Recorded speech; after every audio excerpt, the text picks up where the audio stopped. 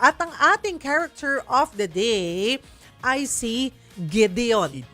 Si Gideon. Ayan, Ang pagtagalog. programang Si ito Gideon. ay hatid sa inyo. Anak po si Gideon ni Joas. Mula sila sa tribo ng Manases. Noong mga panahon na yon, pinahihirapan ng mga Israelita ng mga Midianita.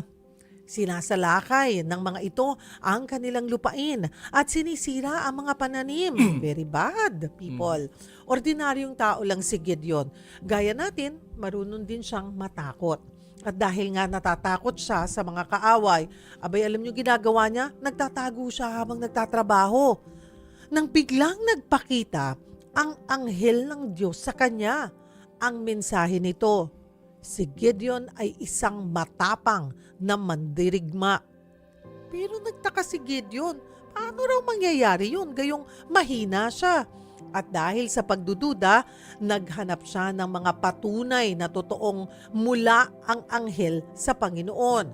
Una niyang ginawa, naghandog siya ng karne ng batang kambing, tinapay at sabaw. Sabi ng anghel kay Gideon, ilagay niya ito sa ibabaw ng bato bilang alay. Hinipo ng anghel ang mga ito gamit ang tungkod. At alam niyo po, ang nangyari, abay biglang nagliyab ang apoy mula sa bato at tinupok ang handog. Pero may natitirang pagdududa pa rin si Gideon matapos nito. Humingi pa ulit siya ng sign. Naglapag siya ng balahibo ng tupa sa tuyong lupa. Ang hiling niya sa Diyos, dapat mabasa ang balahibo ng tupa pero manatiling tuyo ang lupa. Kinabukasan, pagbalik ni Gideon sa lugar, sobrang basa ang balahibo ng tupa at tuyong-tuyo ang lupa. Hindi ito normal na mangyayari kung may ulan o hamog sa lugar. Dapat parehas na basa ang balahibo ng tupa at lupa. Dito buo na ang paniniwala ni Gideon sa Diyos. Ang nagpaparating ng mensahe sa kanya. Kaya agad nagtipon ang mga sundalo si Gideon.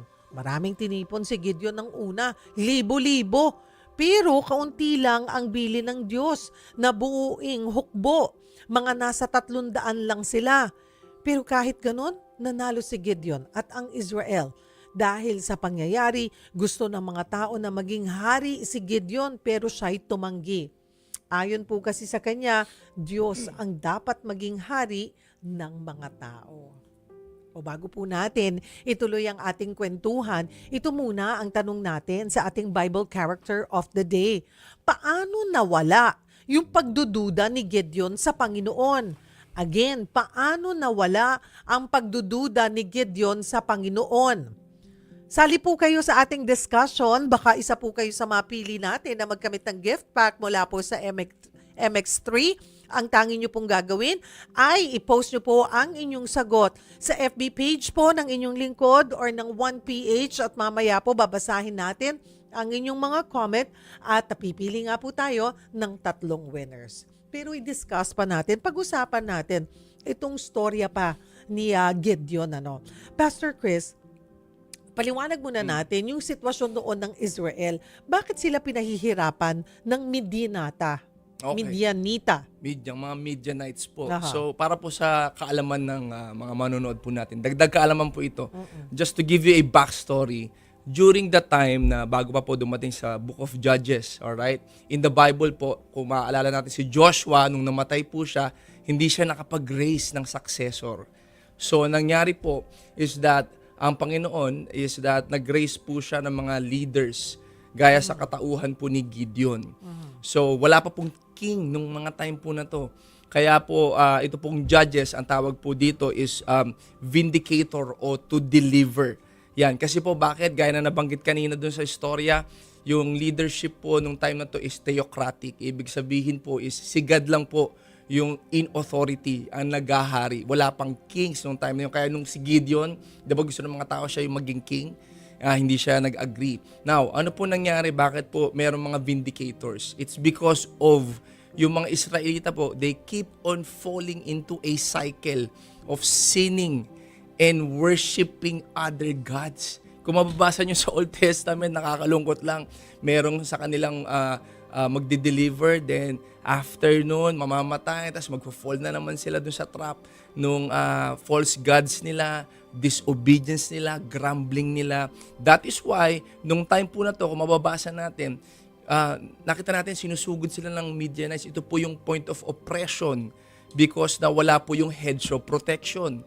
So, kung makikita din natin that during this time, 7 years po na experience ng mga Israelita na sila po ay being oppressed, Miss Cheryl, ng mga Midianites. So, pwede talaga rin itong ma-relate sa present time natin, ha?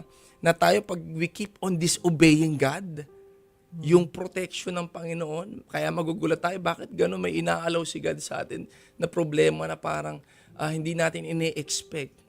Baka po, dumarating din tayo sa point na para mga Israelita, keep on disobeying and falling into the trap of worshiping other gods. Kasi hindi lang naman ito mga rebulto na eh. Diba? We can fall into a trap of idolatry sa relationship, sa image natin, sa social media and all. But yet,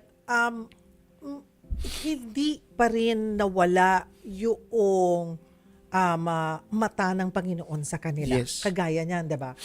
Yun nga lang, ito, ang pinili niya si Gideon. Gideon. Mm-hmm. Ayan, napili niya si Gideon. Gayon, bakit siya yung napili kaya ng Panginoon? Gayong si Gideon mismo, ang tingin niya sa kanyang sarili ay mahina Weak, yeah. siya. Bakit kaya pinangunahan ng pagdududa si Gideon? Well, unang-una kung mababasa natin sa salita ng Diyos, si Gideon po talaga ay somehow meron siyang syndrome na iniisip niya sa sarili niya, siya yung pinaka-weak. Yung tribe nila yung pinaka-weak. Yet, nagulat siya nung nagpakita sa kanya yung anghel, merong binanggit sa kanya, he is a mighty warrior. So, syempre hindi siya makapaniwala doon because he knows his capability. Now, ano yung point na bakit siya yung pinili? I believe, based sa mga theologians and sa mga scholars, una, he is very much available. Pangalawa, he has this humility kasi tatandaan natin sa Bible, hindi tumitingin sila sa panglabas. Ang tinitignan ng Panginoon, saan po? Yung laman ng ating mga puso. Gaya ni David, di ba? Pangatlo ito, dito papasok yung word na narinig na natin ito madalas. God does not qualifies yung qualified. He qualifies yung mga hindi disqualified. So dito na po pumasok na si Gideon, sa tingin niya, hindi siya qualified. Yet, because of God's power, kinwalify siya ng Panginoon.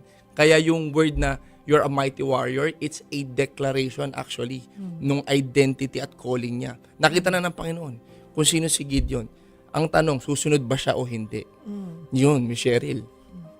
At kailangan yung dun sa storya niya kanina talagang, sige nga, totoo ba yan? Totoo ba yan? Sandali lang. Pagdududa Hindi ko naniniwala. Oo, may pagdududa. Na, puti hindi na off sa kanya si Lord, no? Loko to Parang iniisip ko lang, pinagdududahan yung kakayanan ko, paramdam ko sa'yo, yung ganon.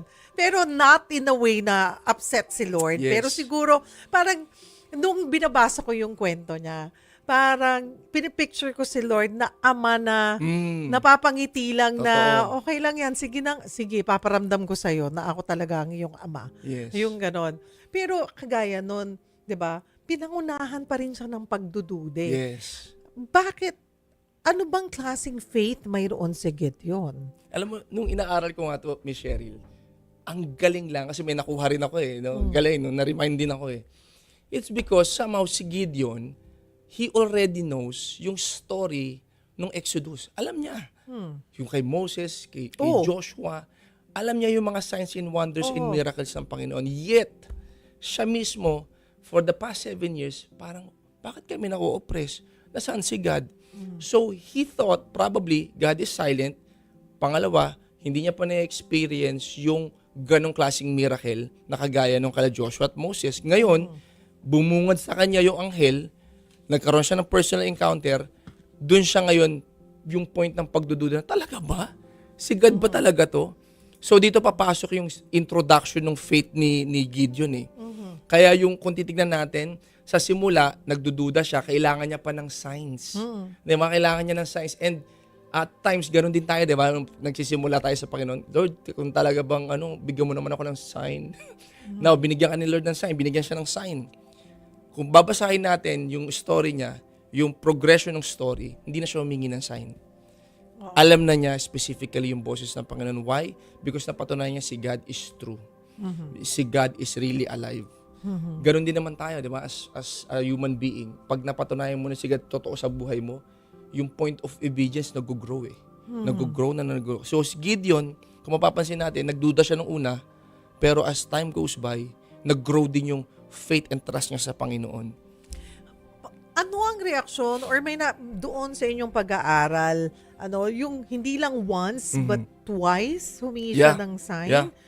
Buti hindi na-disappoint or na-off ang Panginoon sa kanya or even yung naghahatid sa kanya ng kanyang mensahe na Yung anghel. anghel, Oo. Ang katotohanan kasi, yung attributes ni Lord, He is patient eh. He is merciful, He is loving, He is compassionate, and He knows yung status ng puso ni Gideon. So, dito pumapasok yung patience talaga ng Panginoon. Grabe lang talaga yung patience ni Lord. So, pwede, kung titignan natin, pwede ma-upset si God sa kanya. Parang, Gideon yung totoo. Parang gusto ko. Pwedeng ganun eh. Pero hindi eh. Parang, sige, kailangan mo pa ng sign? O sige, liliyab yung karne na yan. O, kailangan pa ng sign yung fleece? Kailangan, sabi ni Gideon, kailangan basa yan, pero tuyo yung sahig. Pagkikita niyang ganun, basa nga, tuyo kasi unusual yun eh. Dapat basa din yung sahig. So nakita niya na, grabe si Lord, lahat ng sinasabi ko, talagang ginagawa niya. At the back of course, si God, sa scene, binibigay niya lang kay Gideon yun to build yung confidence, yung trust, yung point of reality that God is really true. Sa panahon ngayon, sa pinagdadaanan, kanina sinabi mo na yun, Pastor Chris, na lahat tayo nagdadaan sa ganon, pinanghihinaan. Yeah. Lalo na kung kagaya doon sa mga Israelita, 7 years. 7 years. So, may mga times na ganon tayo na sa isang may pinagdadaanan na Situation. Hindi pa tapos, ito na naman. Ba't sunod-sunod? Napapagod na ako. Or nandyan ka ba? Or bakit ang tahimik mo, Lord? Yung ganon, di ba? So, bakit anong magandang reminder sa atin, Pastor Chris, nitong storya ni Gideon? Bakit ito napapanahon pa rin ngayon sa ating mga pinagdadaanan po? Kasi, di ba, for sure, ang daming nakaka-relate. Yes. Nandoon yung takot at pangamba. Totoo. Yung uncertainty is so high. Well, nakikita naman natin sa panahon po natin ngayon, 'di ba? Yung uncertainty lalo na sa pagtaas ng bilihin, kuryente, 'di ba? Makikita natin 'yan sa news eh. Yung diesel po natin nangyayari sa mundo ng wars and all. We don't know what lies ahead. Yan po ang katotohanan. And madalas na papangunahan tayo ng takot. And hindi lang takot. Papasok yung doubt gaya ni Gideon. Madalas sasabihin natin, Lord, talaga ba? Ganito. Tapos, ang dami pang problema internally. Now, gusto ko po kayo encourage sa 3 P na to. Tandaan nyo po ito. Unang P is God's presence. Okay? God's presence, God's power, and God's promises. Tandaan nyo po yun. Because in the Bible, laging ina-assure ng Panginoon. Gaya ni Moses din, singit ko lang. Sabi niya, Lord, kung hindi ka kasama yung presensya mo, hindi ka kasama dito, wag mo na lang ako papuntahin niya. Bakit? Kasi alam nila yung importance ng presence ng Lord. Anong pangako ng Diyos sa atin?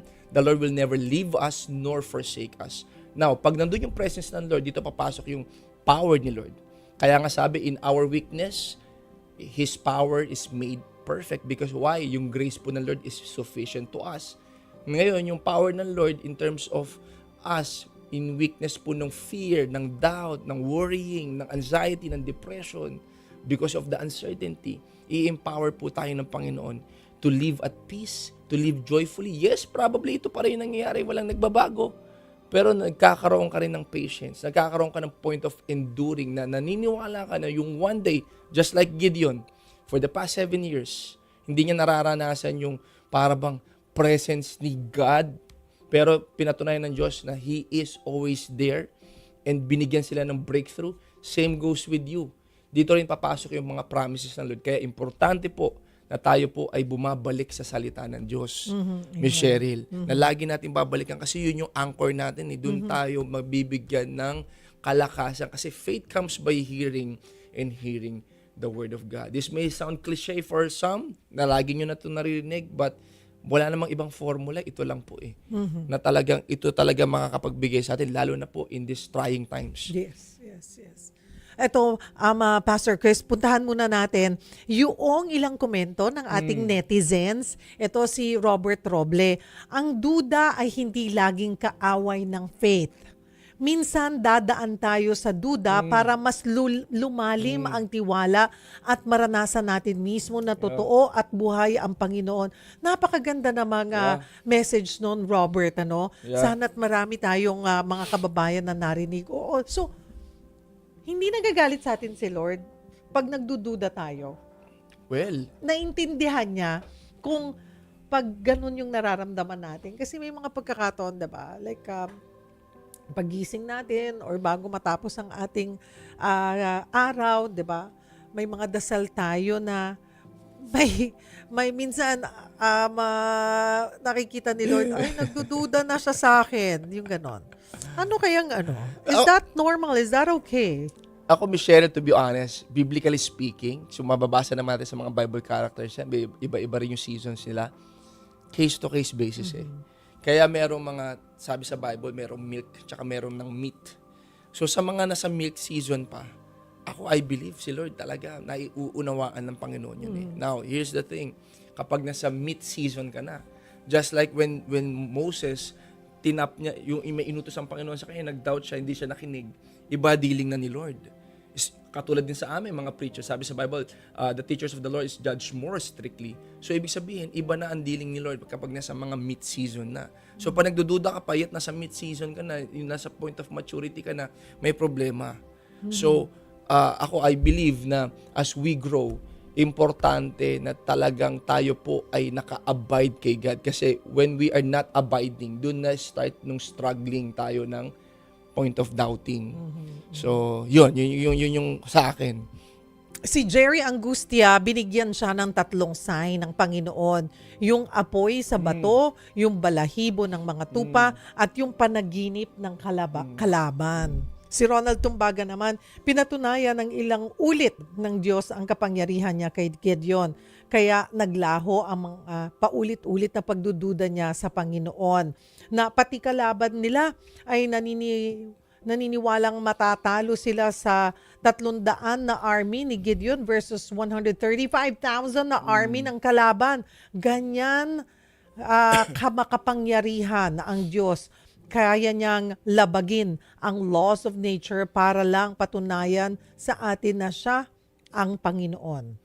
Ayan po. Si Mayu, nawala ang pagdududa ni Gideon sa Panginoon hindi dahil bigla siyang naging matapang agad, kundi dahil sa paulit-ulit na pagpapatunay at karanasan niya sa Panginoon. Beautiful. Ano pa yung maibabahagi natin, Pastor Chris, na paalala ng kwento ni Gideon sa kasalukuyang panahon? Kung titignan po natin, yung progression, kagaya na nabanggit ko rin yung faith ni Gideon, nag-grow. And from there, he just trusts the Lord kahit it doesn't make sense. Gaya nung victory na binigay sa kanila, di ba? Nakita natin, from 32,000 to 10,000 to 300. Kung ikaw nando doon, malamang mapanghihinaan ka na loob, kalaban mo, libo-libo, di ba? Yet, naunawaan ni Gideon yung point of trusting God in whatever situation, especially if it doesn't make sense. And ako, gusto ko po kayo encourage na sa time po na to, hindi man nag-make sense yung maraming bagay sa inyo, but I pray na yung point of trusting God wholeheartedly with all your heart, mind, soul, and strength. Sabi sa Proverbs chapter 3, verse 5 to 6, lean not on your own understanding. You just submit to Him. Parang si Gideon, he just submitting to God. Even up into the last. Nakita niya yung victory na kahit 300 sila, sumunod siya dun sa instruction ng Panginoon. Patungkol dun sa specifics na kailangan nilang gawin. Patungkol sa trumpet, yung sa pagbasag ng jar, at yung sa torch. Ano nangyari sa libo-libo? Sila po ang nag-away-away. Sila po ang nagpatayan. Wala silang ginawa. Pinanood lang nila. So at times, with all the circumstances, panonoorin mo na lang paano sosolve ni Lord yan. In His way, in His will, and His perfect timing. Just like the perfect mornings na ginagawa po natin. Amen. Sa kwento po ni Gideon, hindi natin nakikita ang isang perpektong bayani, kundi isang taong katulad natin. Yes. May takot, may duda, may mga tanong sa Panginoon. Nagtago siya, nanghina siya, at minsan kailangan pa nga niyang humingi ng paulit-ulit na palatandaan bago siya naniwala. Pero sa kabila ng lahat ng yon, tinawag pa rin siya ng Diyos na matapang na mandirigma. Mga kapatid, napapanahon po ang kwentong ito dahil marami sa atin ang nasa ganitong sitwasyon ngayon. Natatakot, naguguluhan, pakiramdam po natin hindi tayo sapat. Pero ang paalala ng kwento ni Gideon ay simple at malalim. Hindi hadlang ang takot para gamitin ka ng Panginoon. Hindi hadlang ang duda para piliin ka niya. Minsan, hindi mo pa nakikita ang lakas mo, pero nakikita na ito ng Diyos. At kahit pakiramdam mo, maliit ka, kulang ka, o nag-iisa ka sa laban, kapag ang Diyos ang kasama mo, sapat na yon. Kaya kung ikaw ay nagdududa, natatakot, o nawawala ng lakas ngayon, alalahanin mo si Gideon. Dahil ang Diyos na kumilos sa buhay niya ay siya ring Diyos na kumikilos sa buhay mo ngayon.